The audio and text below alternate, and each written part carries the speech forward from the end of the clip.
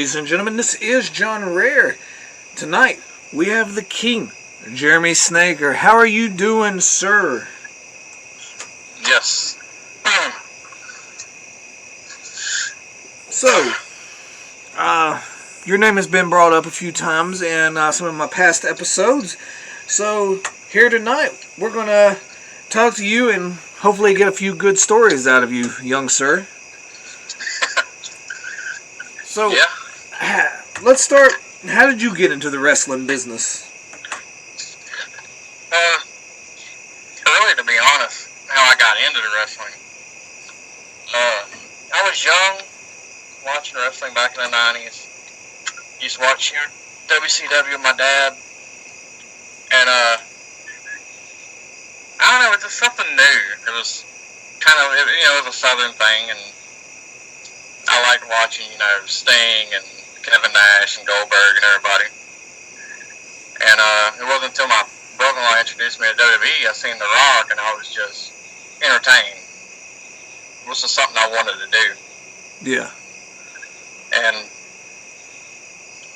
I kind of got my start like everybody else did, just going out and having fun with friends, performing on trampolines, which is something a lot of people don't talk about, but it's what happens, Trust me, I've said it a million times on my broadcasts over the last few months. I was a backyarder for years. In my new documentary, the Before They Hated Rare, I actually go in depth with it. Like, I actually show backyard footage and tell all kinds of stories. So, hell, a lot of us did the backyard. To me, there's no shame in it now, because in the year 2020, with the COVID virus, all these professional organizations have been pushed out into fields and somebody's yards, and they're doing it now to make money. So, we were ahead of the game. Oh, yeah, definitely.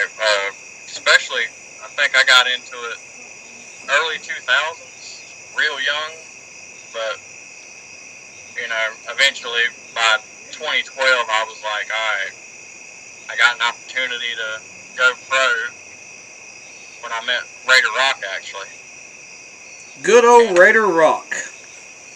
Yeah, I seen him at a fair up here in North Carolina, and the company was talking about nobody could beat our wrestlers. And, everybody kind of looked at me, and I was like, what? And it was like, could you beat them? I'm just looking around like, I guess. Let me go in there, pay my money, see what I can do. But, he apparently seen something in me.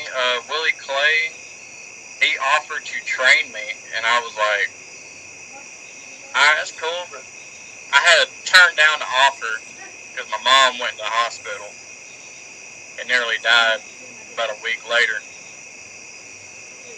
So, eventually I got back into it, and I debuted December of 2012 with $5 Wrestling. Yep, that was going to be one of my questions was, how did you get associated with $5 Wrestling? So, it was Raider Rock, the early years. Early years was very rough for me, to be completely honest with you. Being on a team, I just heard we're going to be the next NWO, and I was like, this could be pretty good. I'm young, I'm strong, I can do some stuff. Found out real quick, they was not the NWO. They was more of like the Blue World Order. So, trust me, me and one of my partners, Talon, we actually, we wanted to be the next D-Generation X, and our group was called the NXO. And, pretty similar to your story, we were basically, the generic the generic tag team at the C-rated wrestling show in a barn. That's what we ended up being. Yeah. But we thought we were cool. Oh, yeah, I mean, They obviously thought they were something. I was in the crowd, and I seen it, and I was like, what did I just get myself into? But, you know, I was like, hey, we got this guy. He says he's a big-name guy. We got this giant that's 7 foot. Maybe they can do something. And that was the first and last time I seen Jesse the Jackhammer, and I don't even remember what the giant's name was, to be honest with you. Giant Inferno, maybe? He got unmasked that day, beat up by Burke County boys, and sent back to West Virginia, for all I know. Talking about the Burke County boys, how do you like them? What's your affiliation with them guys? Well, after we left Raider Rock's team to Rockport, I actually got very close with the Burke County boys. Not gonna lie, I've crashed with them. I've crashed at their house, went and did a wrestling show. I talk to them every show I go. They're pretty much the guys I go for advice. Like, I finish my match and I see Big Donnie or Terry Houston, and I'm like, did I do good? I didn't disappoint you, did I? And they're like, yeah, you did pretty good. I really look up to them. Yeah. Terry Houston is definitely someone. Yeah, I would. He's a back. What do you call it? Locker room leader to me, and yeah, his opinion would be 100% truth, whatever he said, and I would go with that one. Yes, I really respect Terry Houston. First match I actually had with him, he actually looked at me and was like, alright, we got this spot, we got this table, and he goes, well, put me through the table, and I'm like, I'm sorry, excuse me? I'm just this new kid that I just came out of nowhere, and I'm like, you want me to what? So, that night, I speared him through a table, and that was actually my first death match. Damn. And he actually won. He whooped the crap out of all of us after I put him through a table. He demolished Jeff Hart, Little Donnie, me, and even Psycho. It was, I think I might have did a little too much of that spear because he came right up and he whooped all 4 of us. I think Little Donnie actually went to the hospital that night. Let me tell you, the first time I ever met Little Donnie, he was like a skinny little guy. And, obviously he's been eating healthy over the last few years. Yes, he has. He's gained. He's gotten way bigger and stronger. Yeah, and more stubborn. Oh, yeah, definitely. Like honestly, the first time I met Little Donnie is he reminded me of like a young green kid. At the time I didn't know how long he was in the business, and I still don't. Like, I met him at a random LXW show. And to me, yeah, he was like that little young guy running around. I didn't know him at the time. I didn't know anything about him. But, now over the years, yeah, he's become somebody that I know, and hell, I want to get in the ring with again eventually, hopefully. Oh, yeah. I've wrestled him a couple times, and when I met him, it was right after the Rockport incident. He actually kind of took me in under his wing, and it was kind of cool. I'm not gonna lie, I drove out to Burke County and hung out with him, which is a good hour and a half away from my house. We hung out. I remember, I think there was a match we had. We went to go crash at his house the night before, and I don't know, something just started, and it was me, Psycho, Lil Donnie, and our camera guy at the time. We had a personal camera guy, and somehow we just broke out in this barbed wire trailer park brawl in this trailer. I'm talking about, you got people flipping into couches, spearing people to a door. We were going at it, and this is 12 hours before a barbed wire battle royal. So it was a little weird, a little fun. He's certainly not afraid to chop you when you're not looking. So I believe the first time I ever met you, if I'm right, was the famous Softcore Cup 2 tournament. Yes, that was the first time I ever saw you. And obviously, you know, there's been so many damn stories about that damn show.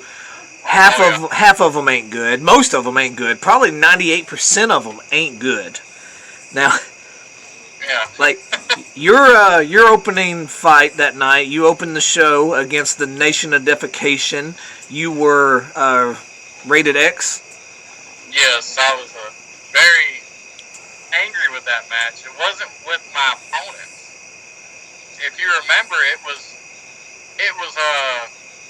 with the music guy. No shit. And because, you know, they introduced us, and then they started to play our theme music, and then it switched to, like, Taylor Swift Shake It Off, and I'm just like, I stopped right before I exited the curtain, I was like, turned around, I grabbed the music guy, I was like, what the hell is this shit? Play my music, and he was right there with the promoter, and he was like, okay, well, you know, here's the song, played it, we got out there, you know, we're gonna do, like, our entrance, and by the time I get, I believe, to the steps, I hear that Taylor Swift song play one more time. And if you watch very carefully, you see my face go from a smile to like I wanted to walk back and smack him. I really did. Match, like what the hell is going on? Poor cameraman looks just completely bumfuzzled. He's like, should I be recording this guy or not? Here comes the actual people in the match. Oh, okay. Rated X, who we met earlier in the promo.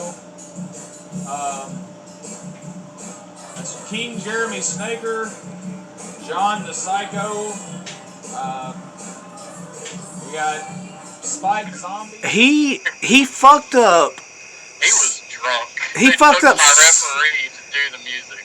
Yeah, he fucked up so many songs that night because I know he fucked up our music, like in our first round match. It was kind of bad. I'm like, how do you mess it up when we literally hit the play button? Now your first, you know, you were in the ring with Boris Dookie, and who was his partner that night? Jeff Hart. Jeff Hart, yes, Jeff Hart. That was the second time that Rated X met them since our first injury. Actually, our first injury took us out of action for an entire year. Oh, I have a feeling we're not going to see any headlocks. And you still won't. Oh, my Lord. Doors. Oh my God! Could it be? Is that Ape Shit? That is the debut of Ape Shit.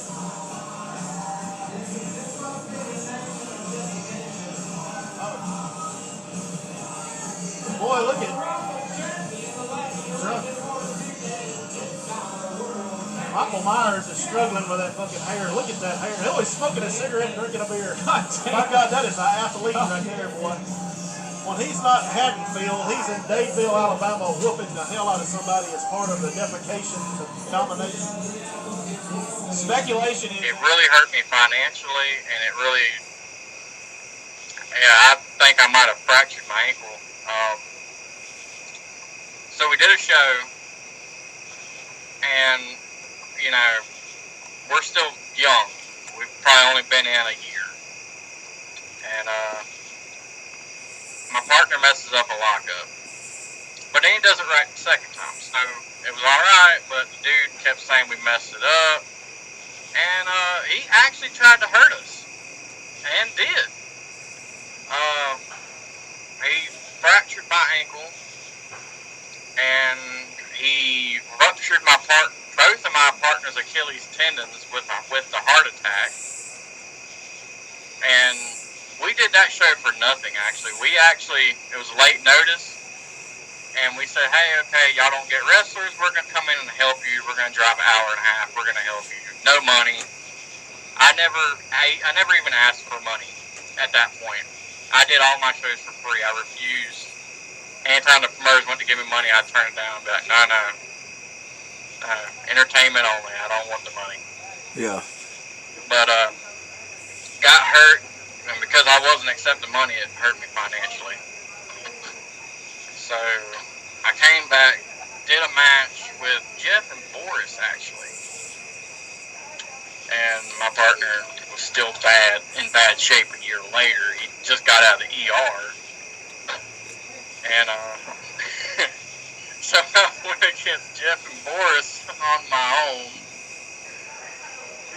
And that's the first time I met the promoter for IWA and $10. And he actually was like, hey, that was kind of cool. Come on my show and do the same thing. And I was like, all right, yeah, sure. Been better if everybody wasn't drunk. Jeff tried to drill him with a big kick. Now he takes. Oh, he gets a stunner. Stunners for everyone. Yeah, like, I know that ended up being one of the issues with the New Religion that night, was that they were fucking wasted out their ass. Oh yeah, Jeff was tore up. And now did you have any issues that night with the New Religion talking about punk rock and White Lightning?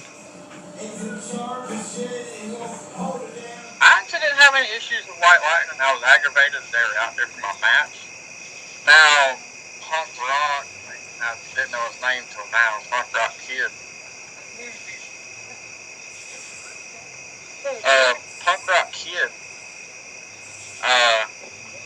was actually caught slipping a roofie into my manager's drink, or not a roofie, hang on, sorry, she's allergic to roofies. He slipped a muscle relaxer into her drink. And, on the way to the show, I told the girls that absolutely no drinking. They break my rule. They're girls, they're going to do what they want to, but I had an issue with it. He kept trying to get close. I thought it was kind of weird, but I was like, hey, okay, it's just a fan, whatever. I didn't know who he was. He looked like a fan. I was like, it's just a fan, it's nothing. I'm fine with it. But, he was actually caught slipping a roofie into the second person's cup, or a muscle relaxer in the second person's cup, right before the girls had their match. And that's how we knew it was him. He was actually caught by, I think he goes by Juicy Bruce now. Yeah, Cornbread. Juicy Bruce. Yeah, he caught him. And I was like, okay. Right before they went out to their match, all I heard was, I'm not feeling so good. I'm like, what do you mean you're not feeling so good? Put two and two together.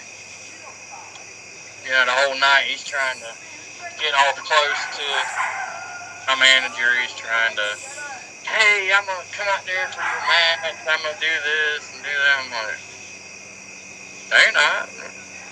At this point, he's already jumped in like 8 matches. At that point, I'm like, no, you're not. And when I heard about the roofie thing, I alerted Kevin. And definitely when I heard that he said he was going to jump in the ring during their match, I was like, I kind of pulled Kevin aside, and I didn't know him very well, but I was like, if he gets in that ring, I said, I want permission to whoop his ass. He said, fans get in the ring, it's all fair and game. I said, alright, all I wanted to hear. My dumbest mistake was giving my partner the back, because apparently he couldn't see that the dude was standing right beside of him. Yeah, if you watch that, you see me pacing around the ring. When I see someone, you see me like leave the corner and I'm like charging after somebody and they take off through the backstage area. Now, like, there is an interview on my channel with Spike Zombie. Anybody can look it up, and it goes into pretty good depth about the same situation you're mentioning right now. Yeah. And I reached out to Spike. I did not know about any of this until you actually had a conversation with me at Shoot Style Baby, and I was unaware of all that shit. Definition on Boris' legs. Short arm clothesline, a la Jake Roberts. And that was it. Rick Bell. I keep forgetting I have to do that. Thank you, sir. Michael Myers, make sure that we too have a We got a doo-doo. stuffed doo-doo that we will put here That's a great representation of the first match of tonight's card. That was exciting.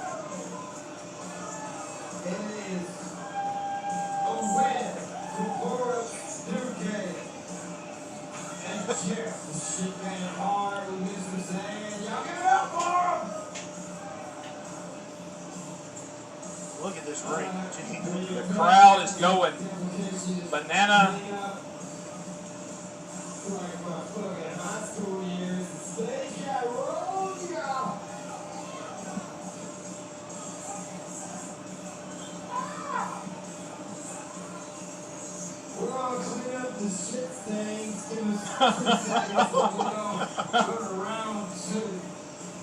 It's when you know you've seen a good match, when you've got to clean up the shit stains afterwards. You know you have seen a hell of an athletic contest.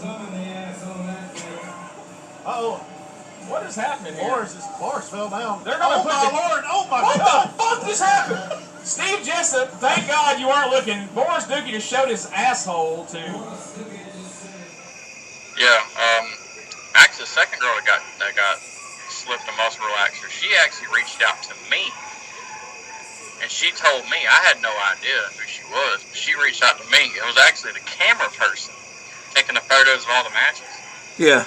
That's why the last couple matches you didn't have no pictures for her, because she was all tore up. Said her dad had to carry her inside the house, and we had everybody protecting her and him, and I believe you were in the back when Terry went off on them. Yes, I was there. That, I've never seen Terry that mad in my life. Like, I thought he would rip their head off. I was holding them back. I was sitting down. I think I was getting dressed, but I definitely was like looking, and I was involved, or I was watching it. But at that point, I wasn't going to stop Terry from doing nothing. I was like, if something happens there, because obviously, I knew they rubbed a lot of people the wrong way that night, and which Kevin told them before the show, to be doing certain stuff, throughout the show like that. Like when they interfered on that, like the Triple X match, the Rated X match, or whatever that was, they interfered on it, but Kevin told them to. But the problem is he didn't tell the wrestlers that they were going to do that. So, They were mad about that. so obviously, what are you going to do when someone interferes in your match and you don't know about it? You're probably going to whoop the shit out of them. So that was miscommunication on his part. But Terry Houston said, he's like, y'all been out there every fucking match, doing this, pissing everybody off, and it was true. That's what happened. I mean, at the time, I was still really young in the business. I was like, it's not my place to lay hands, I'm trying to be nice. But, that kind of ripped into me. And whenever he said he was going to jump in the ring with the girls, the girls were not trained. Yeah, They had like maybe 10, 15 minutes. Because, I put them in the ring and I said, hey, y'all, what can y'all do? And I took them and I was like, all right, you're going to try to do this. You're going to try to do this. And I was like, all right. yeah. Not much here. So just bitch smack each other, pull each other's hair, and I guess rip clothes or do something. The match as well is on my channel. You can obviously watch it and see how untrained they were. But it was a brawl and panties match, so people watch it, okay? So after that, it was obviously a hostile night. It became one of the most hated shows in Deep South, and the very next show that I get to see you on is another hated show for IWA. It was the Angel of Death tournament when you had Boris Dookie yet again and Jay Impact's first round in a deathmatch tournament. Yes. Thought it was a triple threat until I found out real quick it wasn't. It basically became a 2-on-1. That's what that was.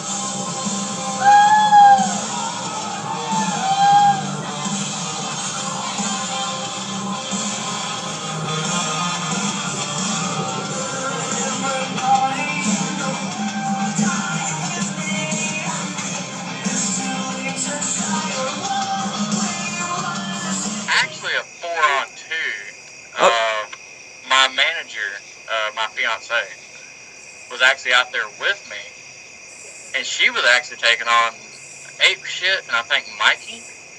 Yeah, that drunk ass. Yeah, no, she was taking them both. I'm like, that's some big boys. She's out there whooping them with cookie sheets, and I'm like, I'm in the ring and I can't even pay attention. I got glass all over my body, in my body, and I'm like, Jeremy Snaker, the king. So here we go. Holiday Horrors. Another three-way O. And Boris Dookie taking it right to him. J Impact swinging, and Snaker immediately.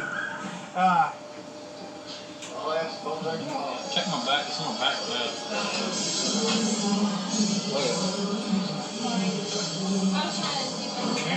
TJ needed to get this.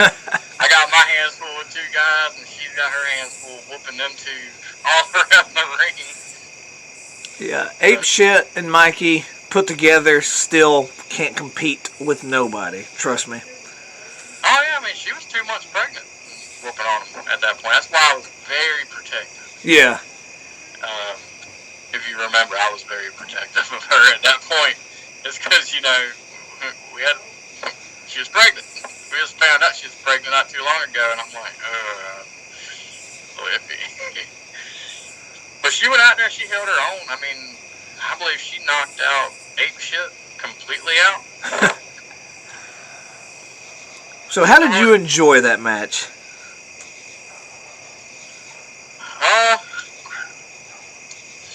At first it was going good. I actually still watch it, and I kind of have to watch it multiple times, because even I don't know what all I got hit with. Yeah. And I'm being dead honest, I don't remember what all I got hit with. Because, I mean, a lot of stuff hit me in the back. Yeah. And I'm looking, I'm like, well, I didn't know I had that hit me. I didn't know that was on me. You know, about after I got hit in the back of the head with that bleach bottle, I kind of blacked out a little bit, and I was a little loopy. And down into him. We also have some extracurriculars outside the ring in this match. We have Ape Shit and Mikey. I think, honestly, the Angel of Death tournament, even though it was named after me and everything, I think I've sat down and watched that damn thing maybe one time, and that's it. I've had to have seen it about 3 times.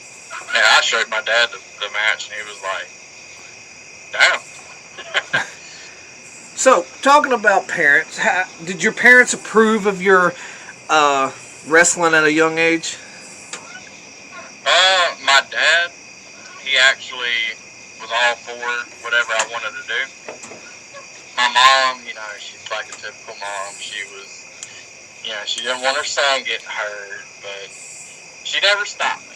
Yeah. She let me come home that night, especially. She come home with a hole in my back. It's like, how are you getting to work in the morning? I'm going to patch it up and walk into work. You know?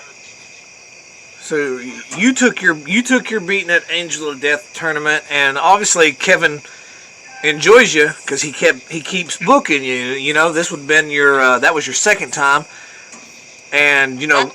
That was my third? Well, second with IWA. Okay. And then comes Saturday Night Live, or Saturday Night's main event. I think it was Saturday Night's main event, which unfortunately I had to miss. This was maybe the second show ever that I had to miss for Kevin, and it was because of work. Yeah. And I tried to get there that night. I really did. I think I got out of work at 8 or 9, and I was still going to try to fucking make it. But I was like, show ends at, show's supposed to end at 10 o'clock. I'm getting out of work at 8. Well, after 11 o'clock. Yeah, I'm pretty sure if I would have fucking hauled ass, I could have made it for the main event, which is what I was supposed to have been in. But after working fucking 13 hours that day, which really pissed me off. It really did. Yeah. Because originally, I was walking out the door. I was getting my shit ready, and I was walking out the door around 6 o'clock, which I would have had plenty of time to make it up there. Then my boss stops me on the way out. We're just going to take a lunch break, and we're going to keep working until we're done. I was just, and I was in management at this time, so I had to bite my lip, get back to work, because at the time I made good money. Yeah. But it ruined my night to make it up there. But that night you were in a tag team gauntlet with New Religion and a bunch of other damn people. I know you tied it up with Juicy Bruce in that match. You had oil all over you because of Juicy. How did you enjoy that match? I think I enjoyed that match a little better than my tag team partner. That was the first time I was actually shocked at myself. It was the first show that I debuted that look. Yeah. And it was actually the first time that I ever went in the ring and was like, hey, I'm not getting the crap kicked out of me.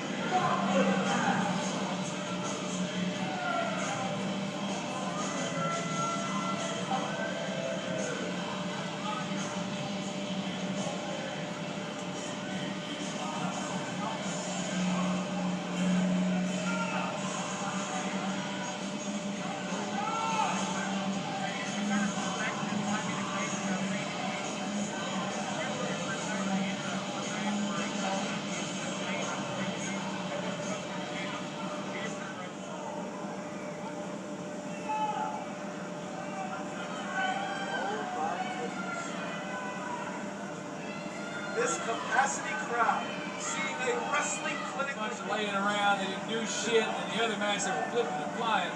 You would think it was the two old guys. The two old guys put on a freaking clinic. These guys are laying around like it's freaking 4 o'clock at the old folks' home. It's insane. Not to mention, that's the Iron Man of the freaking Rumble. Yes, it is. If you watch it, I'm actually doing damage to Bruce. And that's why I'm like, this is weird. Alright, let's keep going with it. And I'm just like, maybe I found something here, after 16 months. Maybe I found something, It sucks because, I never got to get in the ring with you. And, at one point, I wanted to get in the ring with you, but, I know are you officially retired now? Permanently? No, I've heard a lot of that. I'm still wrestling, at least till December. My back is actually in pretty bad shape, to be honest with you. It was the Softcore Cup when my back was done. Yeah. Because the match before, I even helped set up the ring. Apparently it was a boxing match. There was a boxing ring, but they didn't tell me. I took a 7-foot choke slam and it severed nerves in my lower back. And I still, a week later, did the Softcore Cup. I caught a hernia, so I had to have surgery on that. And then between everybody's shows getting canceled, I didn't make it back in the ring until December 2018. I was 16 and a half months. I unfortunately have taken a bump in a damn boxing ring, and even though the it was a ring, it was one of those shows where they put 2 rings next to each other. Yeah. And one was a boxing ring, and they told us, don't bump in that, whatever. And me, at the time I was young. This was before I was ever anybody, and I'm still not nobody, but still. I went out there and I took a damn bump in it, and I was just like, holy shit. That's why they told me not to take a bump in it. Wait, did you take a little bump, or did you just full-fledged jump off the top rope? Not a top rope. I want to say it was just like it was like a clothesline, hip toss, something like that. Not a huge bump. I wish I took that. My dumbass jumped. I went over a 7-footer's head, and I hit the mat, and I bounced like a foot off. They said when I hit the mat and I came back up, I came back over the bottom rope. Now. And I believe I blacked out. I did sever several nerves in my back doing that. And my stubborn ass did it for free. Actually, no, I made money. I made $2.50 for that. I'll tell you this. There's a place in Alabama called Boaz. And, it's basically for young... some of the older people go there just to wrestle, constantly. But the younger kids, they go there to train. When they go out there, they get $5 a week. When we wrestled up there, $5 was what all you got. You know, and I'm talking about some guys that's been there for a long time. It was $5. You know, that place was just known for the $5 payoff. Go out there, get in the ring, do whatever you got to do, get $5, go home. Yeah, me and my tag team partner had to split that $5. I'll tell you, Like I said, I did a lot of my wrestling for free before I met Kevin, actually. a lot of my shit that I did back in the day, you know, usually all it would be was a payoff at McDonald's, you know, enough to get me like a combo and maybe some gas. And I just wanted picture proof that I did it. yeah, now The only thing I wanted. I was real bad back in the day about I had to have a camera there to film it. Like if you come to my channel, you got shitloads of matches on there. It's because I always fucking had a camera. I believe, honestly, in my whole career, there maybe be 5 matches that did not get recorded, and it does piss me off that they didn't get recorded. But you know, it wasn't available at the time to be done. Oh, I understand. I maybe got 3 that haven't been recorded. 4. No, 3 that haven't been recorded. It sucks.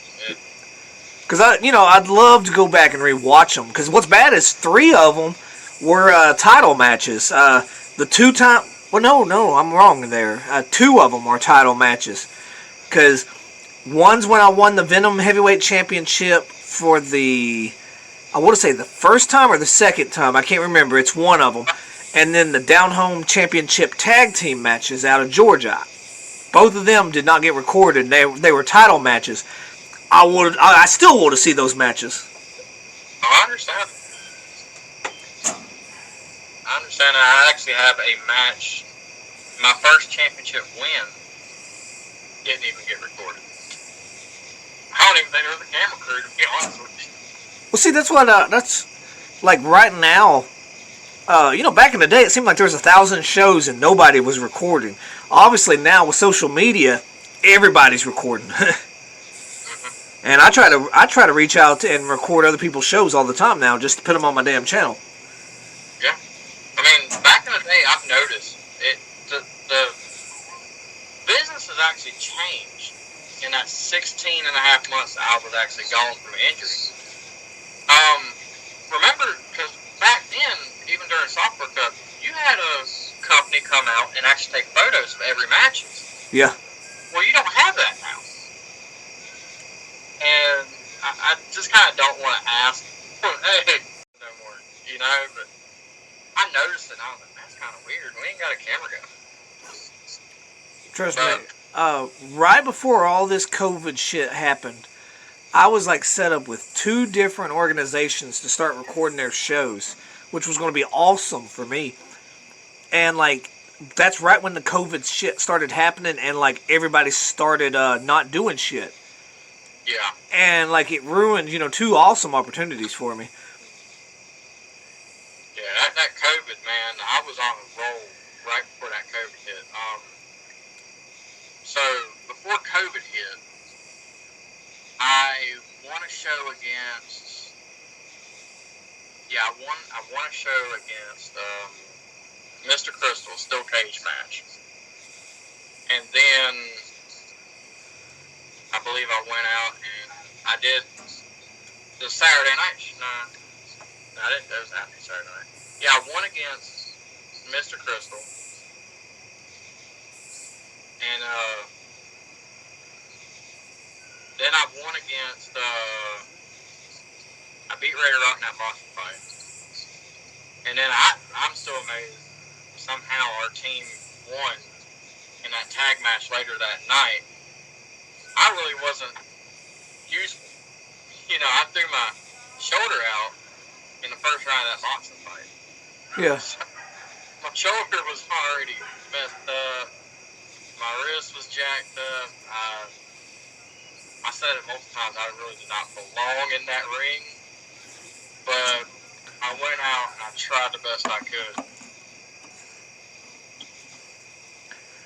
So I know talking about a boxing match at Shoot Style Baby Tournament, IWA Deep South. Kevin brought you back, and it was to take on a guy you possibly call your mentor, or definitely a guy that helped you out, Mr.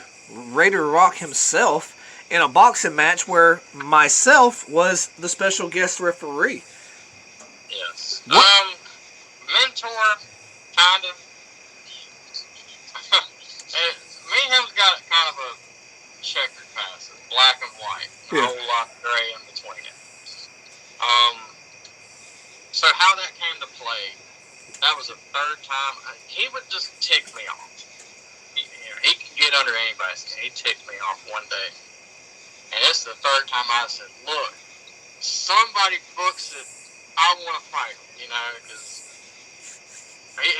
he has this way of making me mad, and he made me mad. And that night, all those punches I was throwing, that was 7 years of anger. He put me through hell. In the beginning, he would tell me, well, I got you booked in this company. I can just tell him not to book you, and I had to just keep quiet, do what he says, God, that tore me up, dude. But, I got a hold of him, and I was like, hey, I said, I done put down $500,000 for this match. I paid for the match and everything.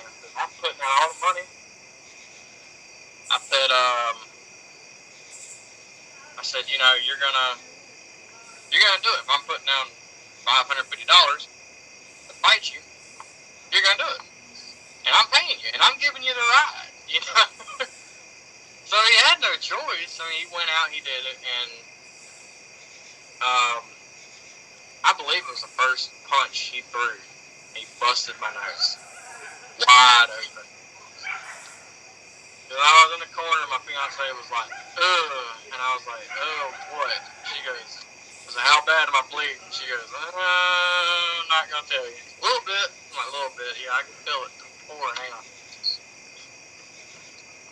But I actually counted the punches because I was curious. I always told people, I might have hit him about 50 times. Just a guess. I really had no idea how many times I hit him. So I did the punch count. I hit him 85 times. And I believe that was a 5.5 minute match. Yeah, he didn't last long. I know that. I think it was a 5.5 minute match. But, we had to change the rules because obviously we didn't go by boxing rules.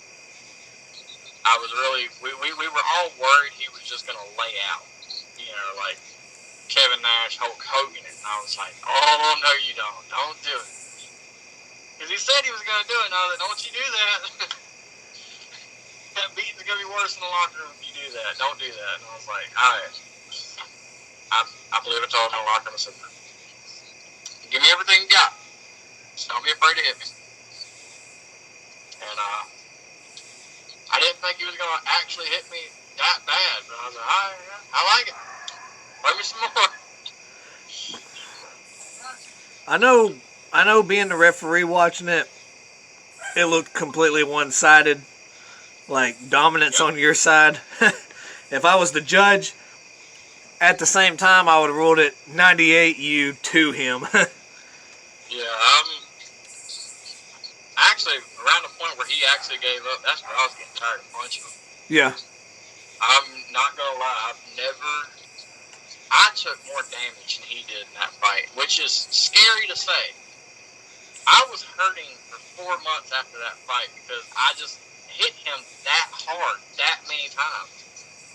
And I thought the loser was supposed to be hurting that bad. I gave him concussions for 3 days. But, it just tore me up because I never thought I'd turn my shoulder out and have to figure out a way to still win the fight. I know the fans didn't want it to end that quickly. They wanted more blood. But, I know at the end, he got back up and I had to ask him a few times, you know, do you want to keep going or not? Because I didn't want to cut the match short, but, you know, he was done. He was fucking loopy as hell. Yeah, his eyes were glazed. Yeah. He was really concussed. And like I said, I've never punched anybody that hard in the face before. And I've tried to do damage, which And I know you're not supposed to in wrestling, but it was a real fight. Like, if anybody ever asked, it was a real fight. There was nothing about it. I mean, I enjoyed it. I enjoyed the way it came out. Like the whole thing with the wrestling, with me leaving in December, due to injuries and stuff. I actually got, I believe I got a show or two more with Kevin. I'm not sure. You know, it's all up in the air. You know what I mean? yeah. But I know he wants me to do another boxing fight. He's seen it and he just can't get enough of it. He wants me to do another boxing fight. And I'm like, alright, you know what? If I go out there and I beat the next guy, alright, let me see what I got. And, so there's a possibility that I would be out there maybe one or two more times in 2021. But it would be only for, you know, Kevin. It's not really going to be anywhere else. Like, I know he wanted you on Shit Apocalypse for a boxing match, and I know a lot of people had, you know, issues with that one, you know, cancellations and whatever. Yes, my issue, and this is the first time it's ever going to be talked about, I actually was not feeling great the week before, and I was like, okay, you know, because I got asthma. If I get anything, you know, I figured it would kill me. I was feeling real bad, real sick, and I told Kevin, I said, hey, I'm gonna get tested, and I'm gonna get checked on. And I told him the second I got the results for my COVID test 2 days after the show. I actually did have COVID, which is a big reason why doctors told me to stay home. You know, and I told Kevin, I said, hey, it's a good thing I didn't show, because, you know, it could have gotten a lot of people and their families sick, and I'm not about that. Yeah. I hate that I missed out on it. I really do, because it looked very entertaining, but when it comes down to that, man, it's all about everybody's safety on that. And I would not live with myself if I got a lot of people infected with COVID. Trust me, right after Shoot Style Baby and Lethal Leap Year, you know, and all that COVID shit started happening, you know, it shut everything down. Kevin, you know, still wanted to do like we already had the Shit Apocalypse planned. You know, that was already supposed to be the next show in like 2 months. At the time, it was supposed to be in 2 months. So he still wanted to do the idea of like, hey, let's do this underground show.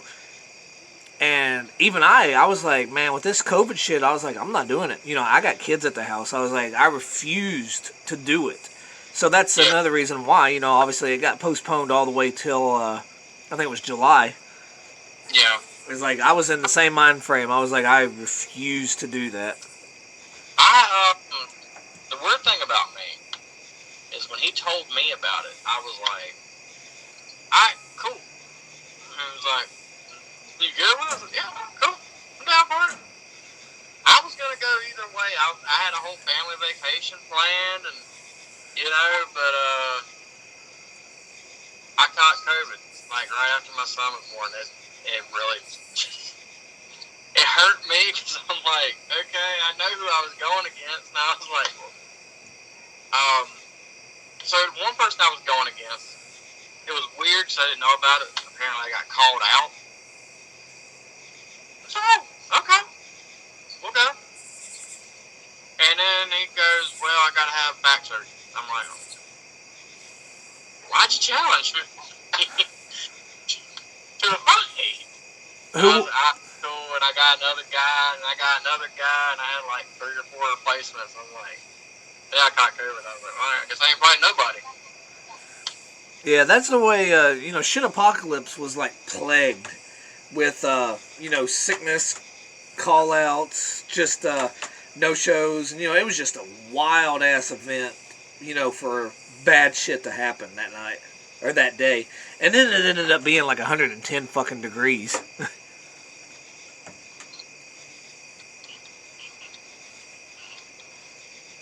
Yeah, I heard it was really hot.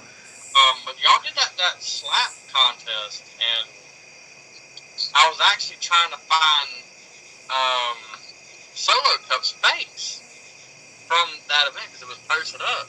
Yeah. And that's where I came across the Spike Zombie interview. Literally, I believe it was like Monday. Yeah. And I listened to it at work, and I was like, damn, I didn't even know about this. It was like 3 months old, and I didn't even know about this. But yeah, I mean, I enjoyed it. I thought it was really good. There is like, right now I want to say my channel has around 260 some videos currently, and obviously I upload every week different things. I have a Haunted or Not series where I go to supposed haunted places, and I say if it's haunted or not. I've never found nothing haunted in my damn life. It's just something to put on my damn channel. And obviously I've got shows, I've got interviews. The interviews do damn well. I believe it. And then I also have just like behind the scenes stuff. Like I got behind the scenes of Angel of Death tournament, which is one of my best videos on my channel. You're on that, yeah. Covered in blood. I had to hop in the shower to get the glass out of my bag. But yeah, there's got endless shit on my channel to watch. And then I also have a secondary channel that's just dedicated to my backyard footage, and it's called Backyard Legacy, which there's literally thousands of damn matches on there. Like, yeah, I believe it. I mean, I look around, and everywhere I look, I see you everywhere, and I'm like, that's nice, Me personally, I try to stay away from it now. I guess I've been around. I'm just like, I'm gonna try doing something that I haven't done. I'm trying to make sure my fiance is the most important thing to me, and in the past I chose wrestling over relationships, over anything, and I paid the price. And trying to be a family guy with my first kid. Yep, unfortunately, I've made the wrong decisions a few times in wrestling, and I've had the same wife all the way through it, so she'll remind me every now and then about my damn bad decisions. Had a lot of them. I like having wrestling choosing over them. So they usually left right after that. Luckily, I've had the same one for almost probably 18, 19 years, so I lucked up on that one. You got real lucky. I mean, the first time you choose wrestling, they don't like it. Well, I accidentally, what I did was I chose a other valet to walk me out on a show, and that's kind of stuck with her for 15 fucking years. Yeah. I made the same mistake recently. I listen. Rare fucked up. But yeah, no, the first time I heard your name, I believe Kevin, he wanted me and you to go against each other at one point. Real early on, I think this is like before Softcore Cup, and I was like, John Ritter, never heard of him, because I'm more from North Carolina. I don't really hear that much around the world. And I looked it up, and I was like, wow. I was like, wow, this bro's the real deal. Like, you sure I'm ready for this, Kevin? Honestly, I can get in the ring with anybody. Vets or green kids. Like I've done wonders with some of the greenest people out there. It's because I've always stayed real professional with them, no matter what. But sometimes I prefer to wrestle green kids more just because I've brought out some really good stuff in some people. And, my match with Black America, Melvin, when you say that name, nobody knows him. But, he was a real green kid, and I brought out fucking, some of the best shit ever out of that dude. Yeah, I mean, I've had to recently wrestle some green people. I would have liked if they told me they were green. Yeah. They didn't tell me. They told me they were in the business about as long as I was. I got in that ring, and when they didn't duck a clothesline, they took a forearm to the nose. I learned real quick I was in with a rookie. I try to be all professional about it. I try to keep my temper. And, oh yeah, he was real green. He like I said, we had his whole spot planned out. He didn't duck when he was supposed to duck. He took a forearm right to the face and it laid him out. And I was like, ugh. I picked him up and was like, supposed to duck, buddy. Like the place that I mentioned, Boaz, was basically the same way. You either had your vets or you had your fucking green kids that just came out of their training school, which at the back in the day was shit. It was nothing. So that's the way it was back then. Yeah. To be honest with that green kid, he was a real technical wrestler. And I don't really wrestle a lot of technical people that they do all the flips and all that kind of stuff. He was real technical, and I was like, he talked to me and says, "Alright, what do you think about doing this, and with the nerves gone in my back, I'm like, let's take it easy, bud." And he started getting real flippy with me. I was like, alright, you know what, I can do that too. When the win comes from 3 roll-ups, I think I'm technical. When people usually think of John Rare, they always usually think of the worst. The death matches and everything. I love submission-based wrestling. Like when me and fucking Jeremy Flint went out there in a match, we did fucking technical shit all the time, but nobody talks about that fucking match. Yeah, I'm more of a brawler. I like to go out and brawl more than I do any other style. Like I said, I go out there, just want to throw hands. I enjoy it. Yeah. It's weird, but I enjoy it. Well, I would definitely love to get in the ring with you. Hopefully, one time before you retire, maybe we'll see a King Snaker versus Rare match. Kevin, I hope you're watching and paying attention. Probably not, but Oh, you know he's gonna book that in a heartbeat. he needs to. I mean, He's been pushing it since like 2017, and I'm like, all right, yeah, sure, let's go. And I don't even hear nothing back from him. uh-oh. So, King, do you have any final statements that you want to make for this broadcast? Yeah, like, I know a lot of people, when they think of, mistakes, they like to think of me as like an asshole or, a jerk or something. The real thing is, people don't understand the pressures a wrestler goes through.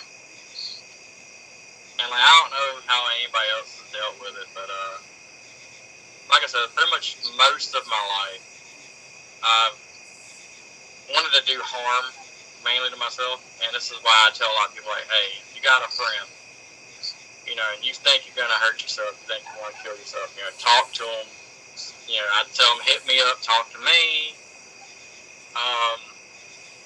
The best thing for me was my son being born.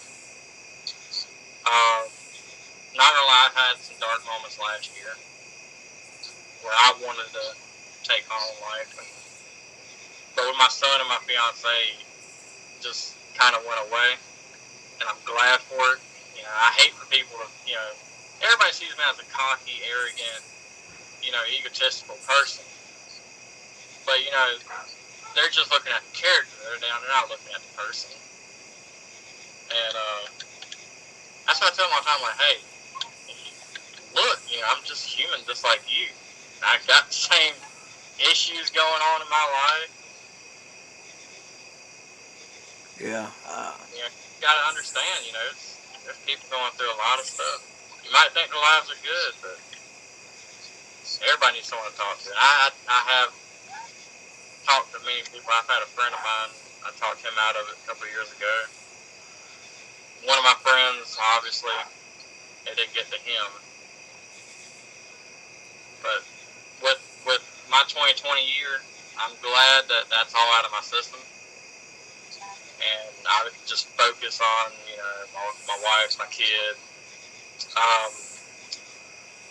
I am still very distracted away from wrestling. With my mom, she has cancer, stage 4. She's, they pretty much said she ain't got much long to live. And with everything going on, I've kind of been away. So to listen to like your podcast, I was kind of like, wow, okay, so my name's being mentioned. That's kind of cool. I haven't posted anything in months. But yeah, I mean, definitely anybody, if you're thinking about hurting yourself, seek out a best friend, seek out anybody. I don't care if you seek me out, I'll talk to you. It's just not really fair to the families. Yeah. And, anybody needs help, reach them out. I need the help, but I just never reached out to anybody. And I'm glad that my son's here. I can look at my son and I get to be a first-time dad. It's something special. I remember, I think you were telling me about, your kids, and I never really understood it until now. Trust me, yeah, like I mentioned a few times, like I've got to be a dad in, 2 different separate times to 4 different kids. And, both situations were definitely special. And the first time, I was younger, a huge alcoholic. And, I didn't take that situation as well as I should. And, it wasn't the kid's fault at all. It was a bad job. And I was a bad alcoholic all the time. And that would be my first step. Bad day at work, I would come home, drink, and I'd get wasted. And that was almost daily. And, when I broke my leg, I got addicted to pills. Bad pain pills. You could just hand me, some pills, and I would just put them in my mouth, chomp them, swallow. I was addicted. Bad. And, the first set of kids were definitely a blessing in disguise. Because, it made me better my life. I wasn't able to beat the alcohol the way I should have. That was something I had to beat later on, kind of by myself. But when I found out that I was having my own kids, that's whenever I was like, what? I'm not going to drink. And, to the point where I did quit, but I got control over it. I didn't grab that bottle to get drunk anymore. I would just, drink 1 or 2 shots. I was done. And, even to this day, obviously years of wrestling, almost 20 years of wrestling, my body hurts all the time. So I can take a pain pill now and not be like, hey, give me 2 more real quick. I've beat that addiction. And, addiction is killer. And addiction is hard. And addiction comes in many forms. It's not just alcohol, pills. It can be anything. Cutting. Just bad thoughts is an addiction. So, like you said, reach out to anybody through these things. Suicide prevention has its number. I'll actually post it up on this thing. I've actually had a wrestling partner kill himself. Sicko the Clown. That was, I think, 2012 or 2013, I believe. And, addiction comes in many forms. So. Yeah, like I said, if you ain't got nobody and you don't want to call the number, look me up on Facebook. I'm sure you'll post a link. Look me up on Facebook. I'll answer anytime. And yeah, everybody knows me pretty damn well. Like if you message me, I'm pretty damn quick on sending a message back. I try to be. But I enjoy it, man. Like I said, when my kids grow up a little bit and they want to see me wrestle, I'll come back and I'll see what I can do. yeah, trust me, one of my kids have got to see me wrestle a few times, and she absolutely loves it. Like, she'll splash around the house. She's actually got a Rock action figure, so she loves wrestling to death. But All right, it's good to get them started young. oh yeah, she can do a splash all right. But King, we've definitely had fun tonight. This will be uploaded to my YouTube along with all my other stuff. So if you haven't already subscribed, hit the subscribe button, hit the like, hit the bell if you want to be notified every time I upload a brand new video. This was John Rare with King Jeremy Snaker.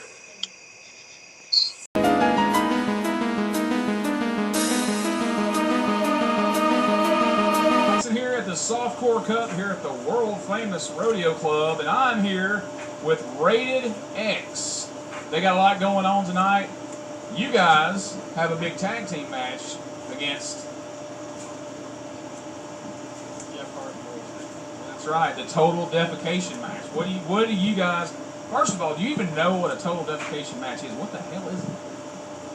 It's gonna be a crazy match. Aaron, from what I've heard, a bunch of pepper and stuff, the toilet paper. Obviously, I guess it's a hardcore, no rules, anything goes kind of match. And these guys are the Nation of Defecation. So you guys have come all the way down here to step in the ring. Come in here, brother. Let's get you. How do you feel about your match against the Nation of Defecation? To be honest, I really don't know how to feel. It's one of those things, just the match title in itself. It's just something we look at like, really, I mean, it's just one of those outlandish things. It's like, is that actually something that happens? Does that give those guys the advantage? I mean, obviously they're the Nation of Defecation, Total Defecation match. Does that give them the upper hand on you guys starting out in the softball game? I mean, I guess you could say it does, but they haven't really said what we can do. So, I mean, we're probably going to surprise them. All right, now we've got some ladies down here. Introduce me to them. Let me. What do we do? Well, we got Spike over here. Avril? Okay, so what have you guys got going on tonight, softball? We got a bond match where we fight against each other and it's softball. Who's ever stripped your bond hands? You guys are fighting each other, but y'all are standing here together. So I mean, basically it's what it is. Rivalry. sibling rivalry. So Our friends fight, siblings fight, teammates fight. now, is this something you guys have been practicing for? Y'all been having brawling panties matches building up to this? This guy seems to disagree. Well, all right, Rated X. Best of luck to you guys tonight. A lot going on for these people. We wish them luck. Softcore Cup, much more coming at you.